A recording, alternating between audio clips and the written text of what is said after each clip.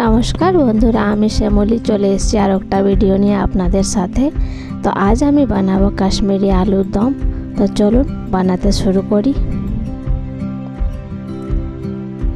তো এখানে কিছু ছোট বড় সাইজের আলু নিয়ে নিয়েছি, যার চোখাটা খুব ভালো করে ছিলে নিয়েছি, ভালো করে ধুয়ে নিয়েছি। এবার কড়াইয়ে তেল দিয়ে আলুটাকে গোল্ডেন কালার হওয়া তক খুব ভালো করে ভেজে নেব।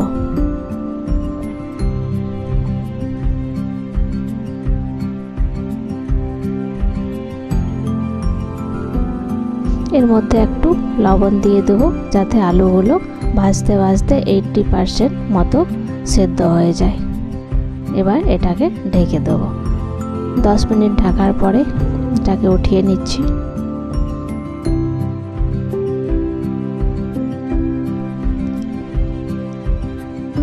এবার এখানে মশলার জন্য ধনে, জিরে গুঁড়ো, হলুদ গুঁড়ো আর কাশ্মীরি লাল মির্চের গুঁড়ো নিয়ে একটা ব্যাটার বানিয়ে নেব।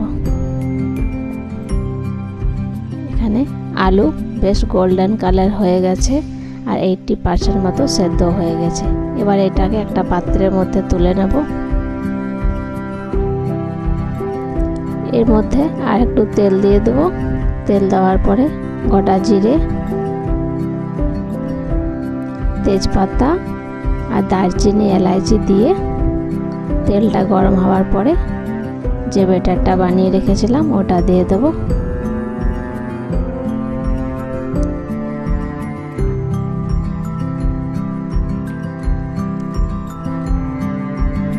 মশলার মধ্যে তেল ছেড়ে গেছে, ওর মধ্যে দুটো টমাটার দিয়ে দেব। টমাটারও বেশ ভাজা হয়ে গেছে। ওর মধ্যে দই দিয়ে দেবো। দইটাকে একটু জল দিয়ে গুলে দিয়েছিলাম। এবার এটাকে ভালো করে নাড়াচাড়া দিয়ে ওর মধ্যে আর একটু জল মিক্স করে একটু ফুটতে দেব। স্বাদ মতো লবণ, একটু মিষ্টির জন্য চিনি।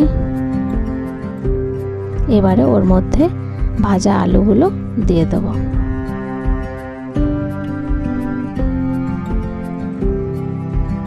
এবার এটাকে 5 মিনিট মতো ঢেকে দেব। 5 মিনিট পরে উঠিয়ে এর মধ্যে 1 চামচ গরম মশলা, ধনে পাতা দিয়ে দেব আর নাড়াচাড়া দিয়ে এবার এটাকে নামিয়ে দেব। তো রেসিপিটা কেমন লাগলো নিশ্চয়ই কমেন্ট করে বলবেন। দেখা হচ্ছে আবার আলাদা ভিডিওতে।